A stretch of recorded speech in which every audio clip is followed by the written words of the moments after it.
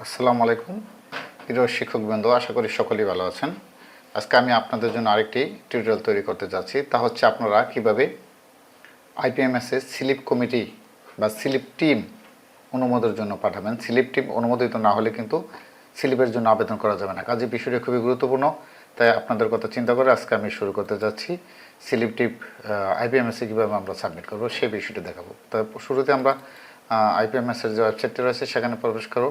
সেখানে গিয়ে আপনারা IPEMS যে ওয়েবসাইট ইন্টারফেসটি সেখানে আমরা প্রবেশ করছি। দেখুন, গিয়ে আপনি প্রধান শিক্ষক তার ইউজার আইডি এবং পাসওয়ার্ড দিয়ে এখানে যথারীতি লগ ইন করবেন। আমি যথারীতি লগ ইন করছি।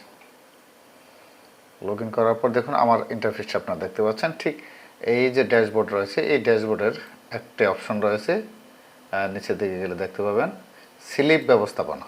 এই যে স্লিপ ব্যবস্থাপনা, জাস্ট এখানে ক্লিক করলে কয়েকটি কাজ রয়েছে: স্লিপ টিম গঠন, স্লিপ আবেদন, স্লিপ আবেদনের তালিকা। এখন আমাদের প্রাথমিক কাজ হচ্ছে স্লিপ টিম গঠন করা। স্লিপ টিম গঠনের পরে বাকি দুটি অপশন আবার উন্মুক্ত হবে। তাহলে আমরা প্রথমে কী করব? স্লিপ টিম অনুমোদন, স্লিপ টিম গঠন করব। এই বিষয়টি খুবই গুরুত্বপূর্ণ। ইতিমধ্যেই ডিফল্ট হিসেবে আমার নাম রয়েছে, আমার যে শিক্ষক প্রতিনিধি রয়েছে তাদের। এখানে উপরে রয়েছে স্লিপ গঠনে কিছু শর্তাবলী রয়েছে। আপনার বিদ্যালয়ে যদি কোনো মহিলা শিক্ষক না থাকলে সেক্ষেত্রে কোনো একজন শিক্ষক নির্বাচন করুন, কিন্তু যেহেতু আমার মহিলা শিক্ষক আছে তাই আমি মহিলা শিক্ষক নির্বাচিত করলাম।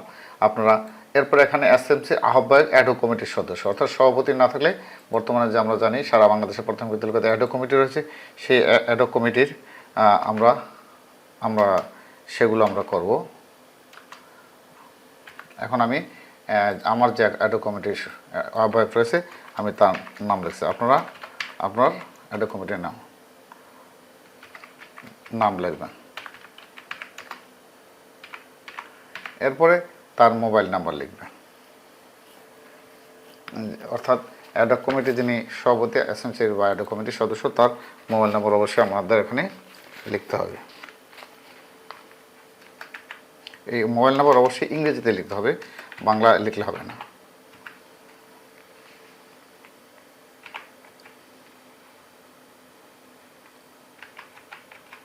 দেখুন, এরপরে রয়েছে আপনার PTA নাম, PTA যে সদস্যের নাম। আপনার অবশ্যই সিলেবের আগে একটি PTA কমিটি গঠন করা হয়েছে, সেই PTA কমিটির সদস্যের নামটা অবশ্যই এখানে লিখতে হবে। আমি এখানে আমার PTA কমিটির যে সদস্য তার নাম লিখছি। আপনার PTA কমিটির সভাপতির নাম লিখবেন। নামগুলো বাংলায় লিখবেন, কিন্তু মোবাইল নাম্বারটা লিখতে হবে ইংরেজিতে। এখানে আবার PTA সদস্যের মোবাইল নাম্বার, এই মোবাইল নাম্বারটি আপনারা লিখবেন। এটা অবশ্যই ইংরেজিতে লিখতে হবে।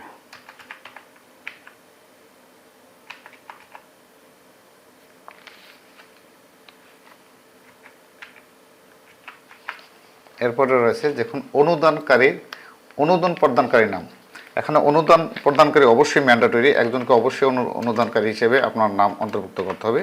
সে বিদ্যালয়ের জন্য যত টাকাই অনুদান দেখ না কেন আপনারা সেটা এখানে এন্ট্রি করবেন। আমি আমার বিদ্যালয়ে যিনি অনুদান দিবেন তার নাম লিখছি। আপনি আপনার বিদ্যালয়ের অনুদানকারীর নাম এখানে অবশ্যই লিখতে হবে। যদি এটা না লিখেন তাহলে কিন্তু সাবমিট হবে না। তারপর অনুদানকারীর মোবাইল নাম্বার।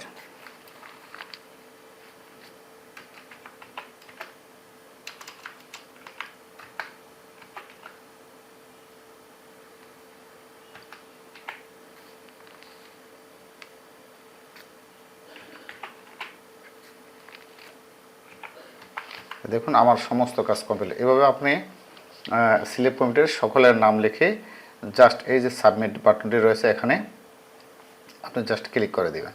ক্লিক করে দিলেই আমি একটু জাস্ট এক নজর আমি চেক করে নিচ্ছি আমার মোবাইল নাম্বারগুলো ঠিক আছে কি না। আমি জাস্ট 3টে যে নতুন মোবাইল নাম্বার দিয়েছি সেটি আমি জাস্ট চেক করে নেব। তাহলে আমি এখন আমার সব ঠিকঠাক আছে, আমি জাস্ট এভাবে সাবমিট করে দেব। হ্যাঁ, নিশ্চিত করতে চান, নিশ্চিত করে দিলাম। যা দেখুন স্লিপ টিপ আপডেটেড, অর্থাৎ আমি আমার স্লিপ টিপটি ইতিমধ্যেই গঠন করে ফেলেছি। এখন যদি আমি